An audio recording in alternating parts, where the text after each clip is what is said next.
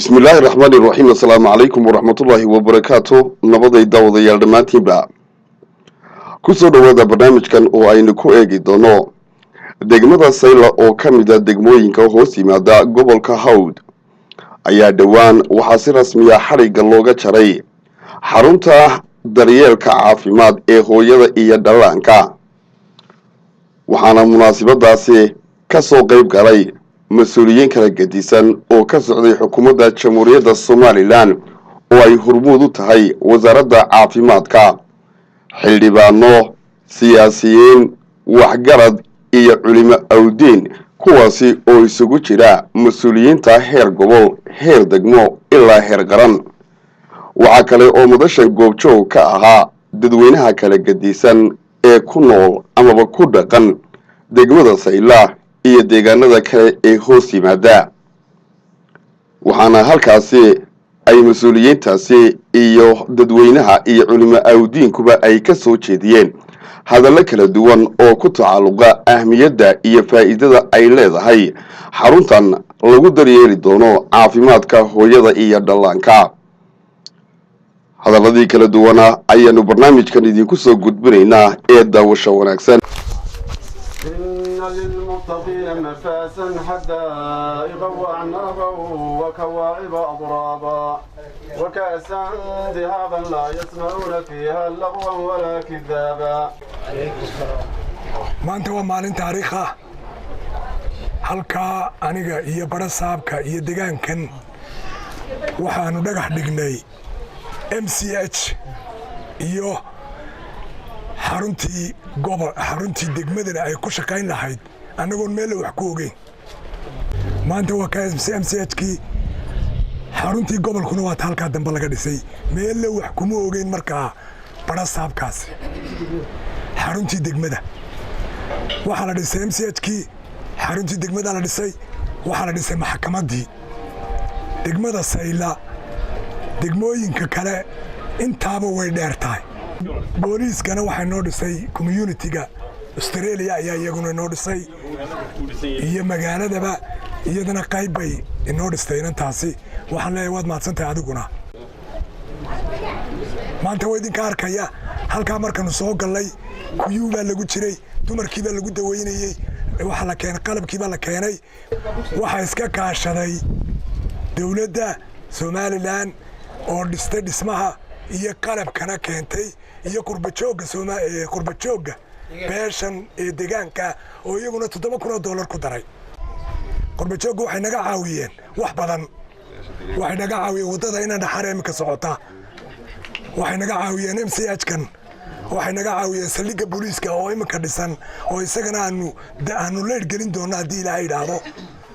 ayay naga caawiyeen wax fara badan oo kale oo siyaasadda ku saabsan oo tirakoobkii la tirakoobay kaadhka la qaadanayay oo maxaan ku idhaahdaaye markii la istirikoobayay ee iyadana la isdiiwaan gelinayay waxay soo direen lacag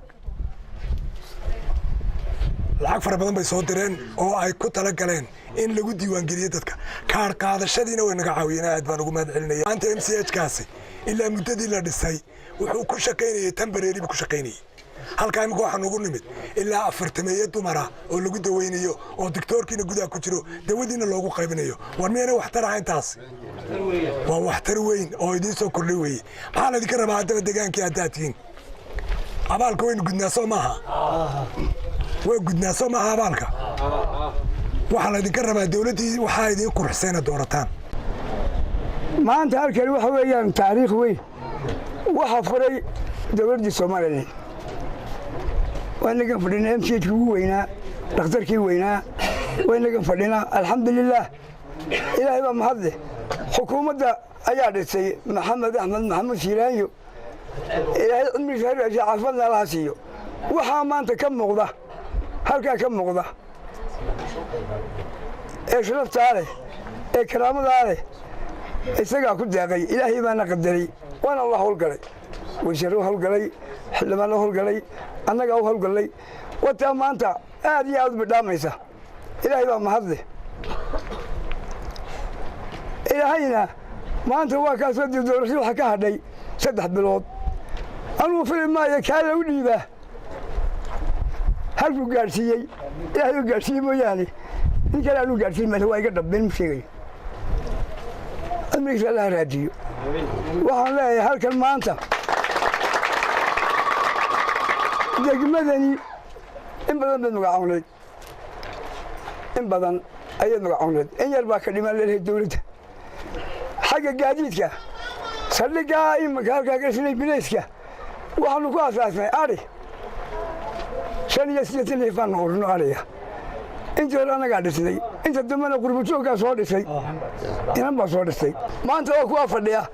waxaad idin faraya anigu maanta aniga cabdilqaadir shaqumala waa baraagteen waad toosteen waddadii baa waddaan saldhiggii baa wax ka dhisteen mchkii baa kana haddii alla ka dhigo taageero badan hawlaha ka dhaca degmada seeloo dhanba hawsheeda waa ku jirtaan hadday lacag tahay hadday dhis tahay hadday nidaam tahay waxaan idin farayaa inaad intaa ka sii dadaashaan oo horey u sii socotaan ilaahay wuu idinla qaban mahadii ilaahay bay u sugnaatay mahadoo dhan ilaahay bay u sugnaatay ilaahay baynu mahadinaynaa alxamdulilaahi rabbi alcaalamiin marka aanu ka warranno mawduucan maanta aynu halkan u joogno iyo mchkan la furayo ayay nasiib aynoo yeelannay in laynoo furo oo laynoo qalabeeyo oo dawooyinkii waxaynu u baahnay in laynoo keeno oo dhakhaatiirtii ay noo yimaadaan oo dadkeennii xanuunsanayay la daweeyo nin kasta oo u hawlgalay iyo nin kasta oo ka qayb qaatay iyo nin kastoo juhdi geliyeyna aad iyo aad baanu ugu mahad celinaynaa waxa ugu horeeya xukuumadda siiraayo axmed maxamed maxamuud siiraayo oo hogaaminayo oo guryaha inoo dhistay oo inoo horseeday in mch inoo furmo iyo in aqalkii dawladda hoose laynoo dhiso iyo in maxkamaddii laynoo hirgeliyo iyada inoogu horreysay waxaa kaloo aan aad iyo aad ugu mahadnaqaya oon halkan ku soo dhoweynaya qurba joogta beesha oo iyaduna ka qayb qaadatay oo masaajidkii ugu horreeyey ka dhistay oo saldhiggii dhistay oo diiwaangelintii ka qayb qaadatay oo kaarqaadashadii ka qayb qaadatay oo juhdi iyo hanti intaba geliyey aad iyo aad baan ugu mahadnaqayaa wixii ay noo qabteen maanta waynu arkaynaa wasaaradda caafimaadka iyo iyagoo hormoodka ah oo $7,000 maanta qalabka halkaa la keenay geliyey hadday dawo tahay iyo hadday qalab tahayba geliyey oo iyagu hormoodka ahaa dawladduna markii ay aragtay inay hormood ka yihiin iyaduna ay hareerta qabatay oo ay hanti badan soo bixisay oo ay keentay labadaba inaynu magaranaysa ugu mahadnaqno oo aynu aad iyo aad ugu mahadnaqno ayaa loo baahan yahay inuu xasuusnaano arrimaha kalena ilaahay baynu ka sugaynaa aad iyo aad baan idinku mahadnaqayaa assalaamu calaykum waraxmatullaahi wabarakaatu بسم الله الرحمن الرحيم كلي ووقت قابن وركينا قابن وانا odayaashu hadleen waana la iga daba hadli doonaa kulli waxaan isku sheegaynaa waxa weeyaan wax maaha dheeraada waxaan maanta ka hadlaynaa muhiimadda ay leedahay xaruntan caafimaadka ee hooyada iyo dhallaanka oo ah dadka ugu nugul bulshada in badan ayaa loo hawlgalay iskamu iman mch kani wax ku yimid riya maaha dadaal iyo tacab buu ku yimid ka yimid ragga ay hormadu ka yihiin xildhibaanku ee wasiirku ka mid yahay ee xukuumadda ku jira waxaan halkan uga mahadnaqayaa xukuumadda sida sharafta leh ee ay deegaankan kaalinteeda uga qayb qaadatay markaad eegto degmooyinkii mar lala magacaabay hal degmo ayaan hubaa wax la siman inaydin isqiyaastaan 8 sano ka hor halkaa taagneed sayla iyo waxaad ku hamiyeysay ee aad daydaysay iyo waxaad maanta haysato waxaan halkan uga mahadnaqayaa qurba joogta deegaanka oo dadaal badan sameeyey imikana qalabayntiisa ka qayb qaatay waxaan halkan mahad gaar uga soo jeedinayaa inanta iyaduna noo dhistay saldhigga waxa weeyaan anigoo ku hadlaya afka qurba joogga waxa weeyaan dawladda waxa weeyaan way mahadsan tahay guryaha laga soo sheekeeyey ayay dhistay aad iyo aad bay ugu mahadsan tahay qalabkuna wuu iska iman doonaa haddii la yidhaahdo soomaalidu waxaana weeye adduunyadu waxa weeya wax qabsa aan wax kugu daree markaad wax qabsato ayaa wax lagugu daraya ood la hortegaysaa dadka adduunyadu minka saasa ku shaqaysa marka waxa weeye annagu qurba joog haddaanu nahay waanu u mahadnaqaynaa wasaaradda caafimaadka ee qalabkaana soo siisay halkaa yaalla qurba joogguna ma dadaal yara runtii sida laga soo sheekeeyey dadaal badan bay sameeyeen dadka waxa way qabteen intii karaankooda ah degmada saydha intaa laga dhisay meesha ay dawladdu ka dhistay mooyaane dee way qaawantahay magaaladu oo waa sideediioo waxba kamay kordhin waxaa loo baahan yahay gudajoog iyo dibajoogba in la dhiso meesha in la dhiso oo nin walba waa la siinayaa uu soo dego markaa aad iyo aad baan idiin salaamayaa hadal badan odhan maayo aad iyo aad baan idiin salaamayaa dhammaantiin السلام عليكم ورحمة الله وبركاته. وحا إلهي بمهد له سبحانه وتعالى إنه فلي ما أنت إنه هالكرسكون بعده أو إنه ضد كنا ولا لهنا دقمدن سايل بري دقن إنه ما دركتك عاونه إنه أسمينا مالي عافمات كودا هو يدا يدلانكو أي لقو إلاليو أو أساس كي بناء آدنك أي إنه إلهي بنقوم مهد علينا وحكى له مهد لضدكي دسمها دولة الصومالي لان حكومة سيرايو محمد سيرايو إيو وسيرديسا إيو دادك كليلا شقيبا وحكا لو مهد لي أنو مهد علينا يرب أبيب عبدي أو دادكي كسو شقيي وحكا لو مهد علينا بشوق الدقان كان سايلا بري أو أن كتر سنة هيا نقو انت joogta iyo inta maqanba iyo in dadaal deetani tahay bilow oo wax kale badan leynooga baahay meel kasto adduunka aynu ka joogno waan idin wada salaamay assalaamu alaykum waraxmatullaahi wabarakaatuh كون أبو علوس بسم الله الرحمن الرحيم دمانتي والد السلام يا أدي أدبر دين سلام يا مرت شرف هل كان سقوطي مو أدي أدبر سلام يا قبل كهود ودوان سلام يا دقمة السيلوان سلام يا ورصابك قبل كهود إبراهيم وان سلام يا إبراهيم ويتبعه هذه أشياء ما كيوب كمان على مرة يوير كتير وما كهرو يوير كواير ومياني شوقن بيد بعد ما أحسن تاي براسا حليمان كوان سلام يا وسير دولة وان سلام يا ماريا كحجين كعدان وان سلام يا سودان كبيش جود وان سلام يا حبلها يا كقالجا وان سلام يا ولالك يجي سدي أنا اللي بكري وسير كحجين كعفمات حسن حسين iyo inanta MCH ka socoto waan salaamaya qurba jooga waan salaamaya salaanta hadii hebel la yiraahdo ma dhamaato dhamaantii waxaan idin salaamayaa si guud ayaan bahda caafimaadka ah halkan soo gurmatay maanta ay ka shaqeynaysa iyagoo cusbitaalkii weynaa Hargeysa ka shaqeynaya goobtan maanta shaqada u yimi iyo doctorada jooga ee Cabdilaahi Didaru horeeyo iyo Xuseen aad iyo aad baan idin salaamayaa dhamaantii waan idin salaamayaa iyo ciidamada saxaafadda dadkiina waan salaamayaa ta Ilaahay baa mahad leh waxa weeyaan degmada wax badan baa laga qabtay mana fiicna in la isxaqiro xaqiraadu ma fiicna xusbiyada qaranka waa lagu wada kala jiraa qofba meel buu taageersan yahay laakiin marka dantaada guud ka hadlayso amba doonaysa adigu wixii lagu qabtay inaad ka hadashid ma aha inaad aad wax ku ataagto horta ataagu ma fiicna anu wuxuu baan leeyahay dadka deegaanka sayla ka soo jeeda aqlina waa leedihiin deegaana waa leedihiin indaad wax ku aragtaana waa leedihiin qofna ilaahay aqligiisa qof kale mu amaanaysiinin ilaahay qof walba aqligiisa isagu siiyay markuu 15 jir gaadhi u qaan gaadh noqday ayuu ilaahay aqligiisa siiyay hadaan anigu imika ku yiraahdo xukuumaddu waxba kuma qabanin oo ay wax ku qabatay hadalkaygaas inuu beeyo wad arkaysa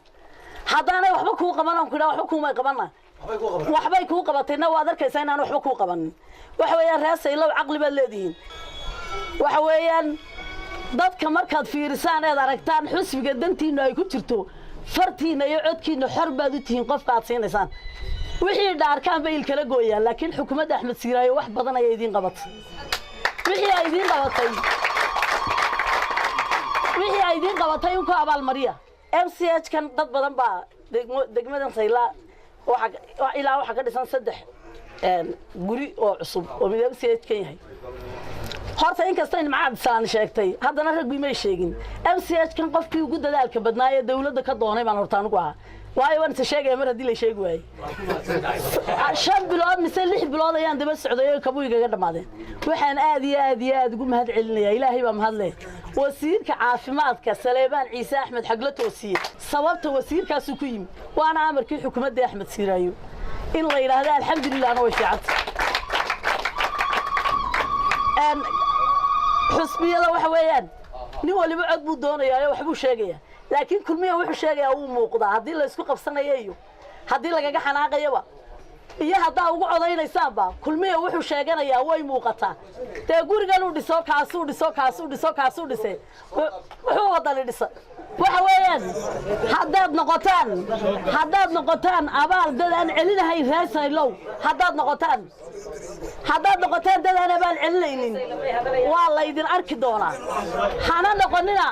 dad lagu dul ciyaaraya noqonina kunuuna hadal ma aha baa la yidhi himbirisna wax arag ma annaku ma qarsanayno kulmiyaan noo taageersanay codkan aynu helaan doonayna inaa ugu ridaana waanu doonayna ma qarsanayno dhulka iyo cirka meela dhulkooda ma marayno calankaa tawxiid kale baanu taageersanahay ninkii u soo halgamay baanu rabnaa in wax la siiyo hadday xun tahay iyo hadday wanaagsan tahayba ilaahayna waxaan uga baryaynaa inuu bannaanka ka qaato u siiyo xukuumadda adeer qarankii waddanka weeyaan lamana qarinayo nin macaaridna xukuumadda kama xoog badna iyadaa qarankii oo calankii xambaarsan ragga dalka u soo dagaalamay oo soo shahiiday ee dhiigooda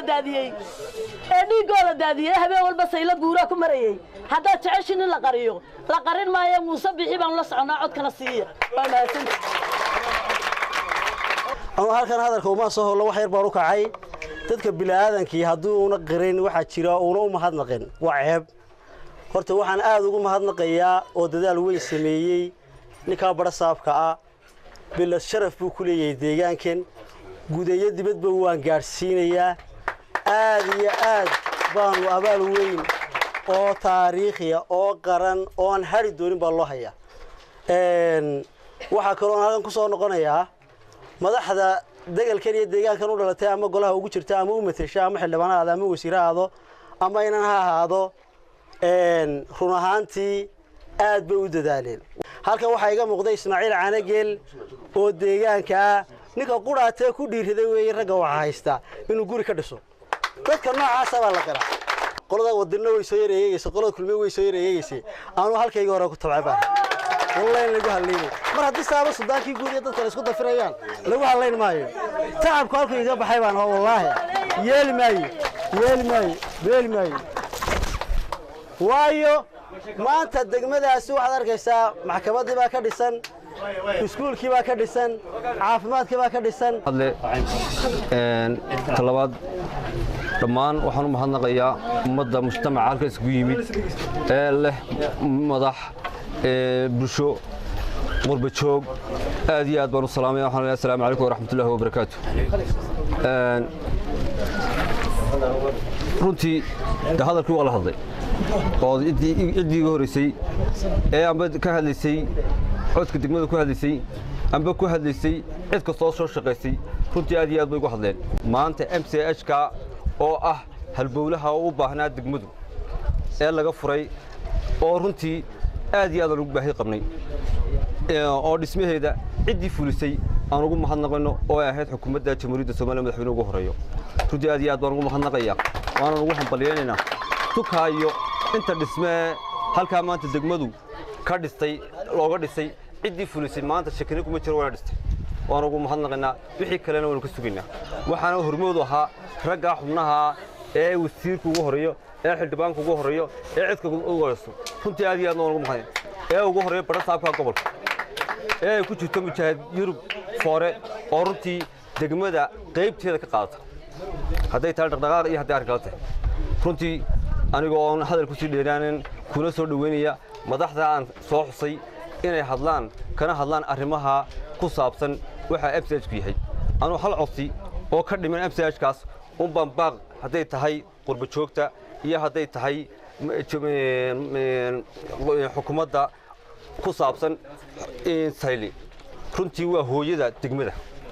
waxay xukuntaa degmo aad u balaaran intaasoo tuulay xukuntaa hooyada ku umushay cunaqabad amba ku dhibaataysan halkan aad u dhaqtara ta ku sayla gabasheeda ku dhibaataysan halkan aad u dhaqtara baahidaasi waxay ku imanaysaa isgaarsiintii oo ah gaadiidkii lagu qaban lahaa lagu adeeg lahaa dadka jilicsan ee kala fog ee degmada xukunta runtii codsiga waxaan oran lahaa haddii qurba joogta iyo haddii xukuumadda tahay waa halbowlaha labaad ee ka dhiman inta ay qabataan aad iyo aad baan ugu mahadnaqaynaa waxaan ku soo dhaweynayaa madaxa MCH-yada anigoo ku hadlaya magaca wasaaradda caafimaadka gaar ahaan waaxda qoyska iyo MCH-yada Soomaaliland oo dhan waxaan doonayaa horta inaan muujiyo ahamiyadda weyn uu leedahay MCH in laga furo degmadan midna waxaan doonayaa inaan cadeeyo horta caafimaadka hooyada iyo dhallaanku waa mas'uuliyad qaran kow mas'uuliyad degmo laba mas'uuliyad dadweyne saddex marka gabigeenu waanu simannahay waxa muhiim u tahay goobtan caafimaadka ee laga furay degmadan idinkoo arkaya waxa ugu dhow goob caafimaad waa balli cabane waa 30 kilomitir hadday hooyo dhibaatooto hadday hooyo dhiig baxdo hadduu ilmo xanuusto qof alle qof u gurman kala ma jiro marka hortu koow waa inuu ilaahay ugu mahadnaqnaa maanta goobtan caafimaad ee halkan laga furay laana waa muhiim waxay badbaadinaysaa hooyooyinka dhiig baxaya waxay badbaadinaysaa caruurta jadeecadu iyo xanuunyada kala duwan ay dilayaan ayay badbaadinaysaa goob waxa weeyaan dhameystiran hadday dhismo tahay qalab waa lagu caawiyay waa loo keenay daawooyinna waa loo keenay laakiin furitaanka meeshu ka uun maaha waxaa muhiim ah sideed idinkoo degmo ah oo dadweyne ah oo bulsho ah aad meeshan u taabagelin lahaydeen السلام عليكم ورحمة الله وبركاته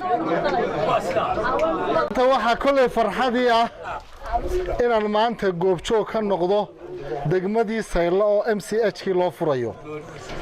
7 sanadood oo horan halkan taagnaa oo kolba gaariinta telefoon uu soo diro maayarku uu oranayay gabadh baa halkan sidan wax ka yihiin oo aan balgubadle ka soo cararayay ayaa waxa maanta farxadii ah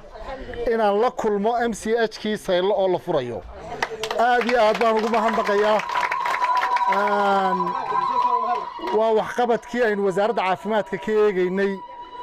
runtii wixii kala dhimanna ma maqna kala diinta la helay oo hooyadii iyo caruurtii meel lagu daweeyo la helay wixii kala la filayaana way iska imanayaan waxa kale oo aan idin sheegayaa haddii aad tihiin reesayla haddii aad tihiin qofku marka uu eego waxa uu haysto waxaad eegtaa 35 tuulo oo kugu hareereysan ayaan goobtan oo kale lahayn marka oo iyaguna maanta leh talooya health booskii hore oo kale ee Saylo ka furaya noo fura marka maanta marka MCH maraysaan qolana health boos bay deedeeyaan labadii maqsin bay deedeeyaan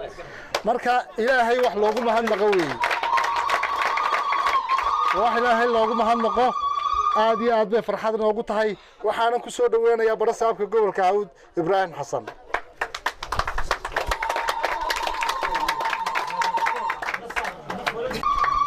in yar baan anigu oranayaa mahadnaqa runtii maanta waxa runtii aad iyo aad ugu faraxsanay maanta inaanu kaambeynkii galay oo dawladdii aanu ku jirray waqtigeeda dhammaaday oo kaambeynkiina hadda aanu ku jirro iyadoo Saylo ay maxkamad leedahay iyadoo Saylo ay xafiis degmo leedahay laga maamulayo iyadoo MCH maanta loo furayo oo horena dawladdu ugu dhustay iyadoo saldhigyadeedu furan yihiin taliya saldhigoo jananka ciidanka bilisku magacaabay uu maanta inala joogo kabtana fadhiyo degmooyinka dhowr iyo kontonka ah ee ay la midka tahay inaanay kulli marka runtii lagu mid kala leeyahay way ku soo dhowdahay mid leh ma jirto iyada number 1 ka runtii Saylo ka aad iyo aad baan ugu faraxsanahay waxaan xasuustaa maalintii ugu horeysay ee aan kormeer gobolka ku soo markii la soo bedelay ku soo maro halkii ugu horeysay layga qada kariyay lagu soo dhaweeyay Saylo ahayd waxaan aad ugu farxayaa oo aan aad Ilaahay ugu mahad celinaya ku faanaya waxa horumar ee degmada ka hirgalay intan joogay inay fuleen waxaan u mahad celinayaa oo kale runtii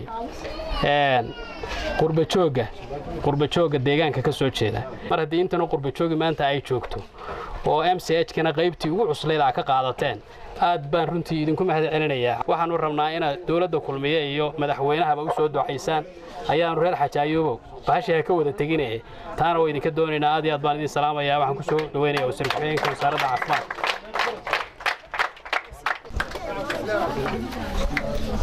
بسم الله الرحمن الرحيم صعب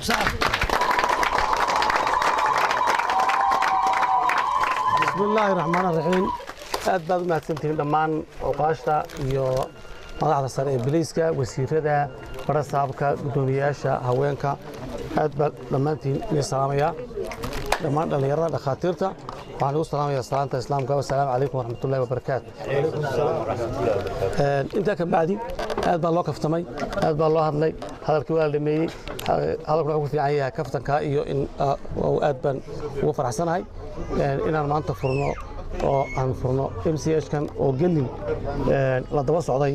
hawl badanna loo galay wasaaradduna aad ugu dadaashay oo hore loo sheegay nin walba waxa uu og yahay nin walba halkuu joogo hadduu xog yahay sheego dhammaan maanta laga bixi maayo warku waxaan xasuustaa MCH-kaas halkuu ka laadlaaday iyo halkuu marayay ilaahay iyo wasaaradda iyo dad ka mida beesha unbaa ogaa MCH-kan anagu keliya hata waxaan wasaaraddu ka qabanayso ma dhammaan waa bilow hadda wasaaraddu way dhistay iyo qurba joogta waan isla kaashanay maalinta wasiir dhagax dhigayay meel bannaan bay ahayd maantana way dhisan tahay waxyaabo badan baa ka dhiman MC waxa ka dhiman ambalaas baa ka dhiman